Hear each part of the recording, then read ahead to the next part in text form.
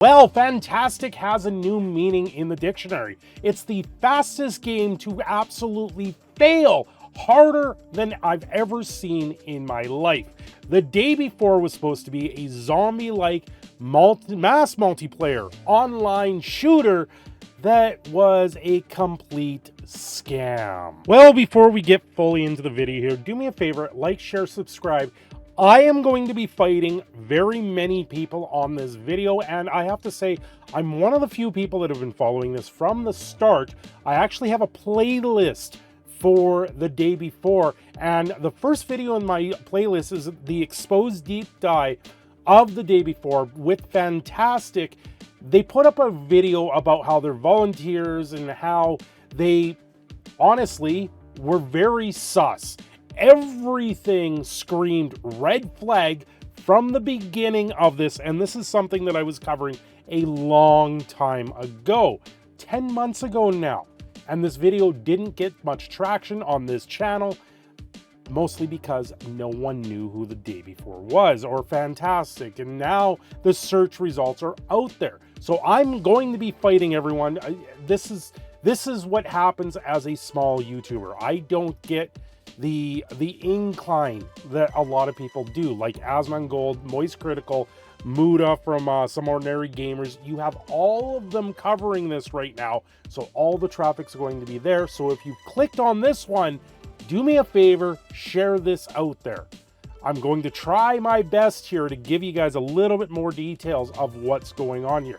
Now, on top of all of this, Mytoya, which is the publisher, not the developer, the publisher, this is who they partnered with, has now issued a statement. This was recent. When I got home, I saw this statement. To all the day before players, as an investor of the day before, we would like to provide some updates on the current situation around the game.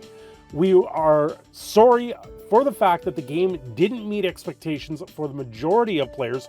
This game is rated like a 1 out of 10 or 2 out of 10. It is overwhelmingly negative. I actually did a video on how they got completely destroyed, and now Mytoya is now working with Steam to push along the refunds. Now, I do have to say, Fantastic has reposted this, so I don't know what else is going there. And Fantastic put out their own statement this morning, and when I saw it, I was like, here we go. Here we go. The game came out, and it lasted 4 days. 4 days on the market it lasted on Steam, and they just couldn't do anything. Now, just for the numbers, 38,000 people were the amount of people that signed up and played the game at the peak of the game's performance 4 days ago. At $40 USD, that's $1.5 million they have now taken and paid off everything else.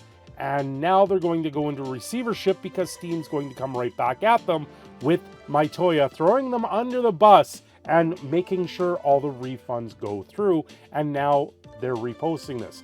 Honestly, this is nothing new. This is nothing I didn't expect out of this game, because everything they did in their journey to the day before really felt like a scam.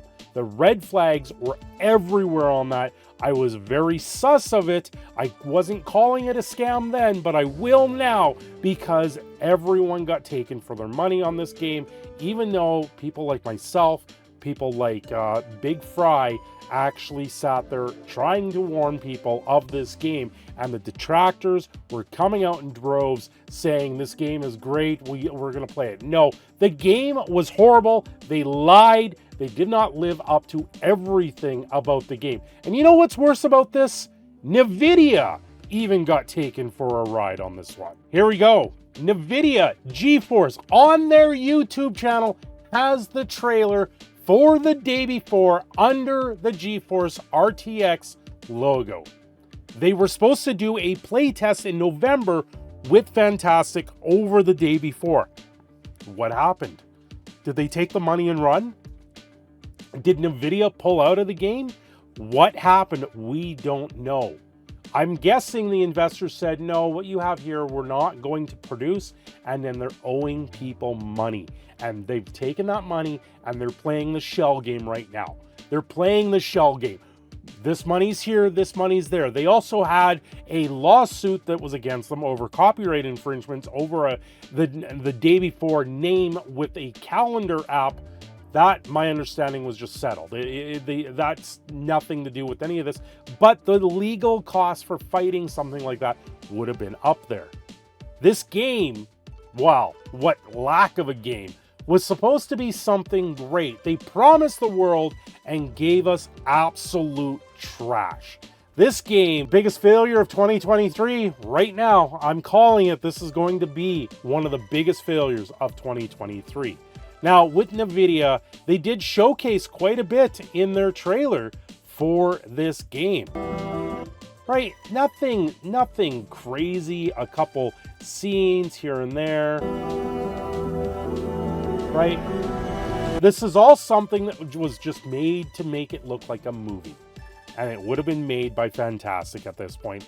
They promised DLSS 3 on this. You can't quite see it because in the description of the page. Check this exclusive RTX on gameplay reveal under the powered by GeForce RTX. The Day Before is a open world MMO survival set in the deadly post-pandemic America, overrun by flesh-hungry infected and survivors killing each other for food, weapons, and cars.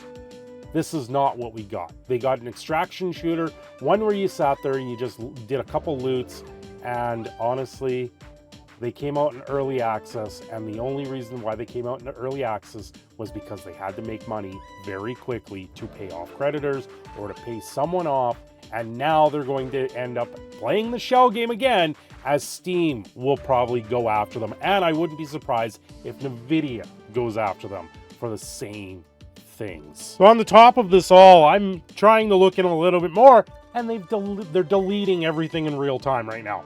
The Day Before becomes unavailable for purchase as studios' social accounts and homepage vanish. Part of this makes you wonder if they're about to get completely obliterated in the court system in Singapore and the United States, wherever they might be, because it seems they're off in the wind. This company is running. They are hiding. They are going to disappear and try and disappear without a trace. Their volunteer network that was out there is still here. It's still going to be out there. There's people that know where they are, and they're going to be caught. They're going to be found. And I gotta say, NVIDIA is probably not going to be happy. And so are a lot of other people.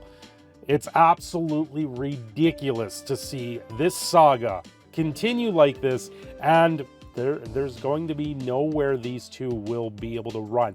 The fntastic was run by two guys. If you go back to the previous video, I did cover this in quite some length. It was even to the point where someone had their gloves off, working on a laptop. They were trying to produce this lie that someone was working in negative 70 degrees Celsius in Russia, working on the Day Before.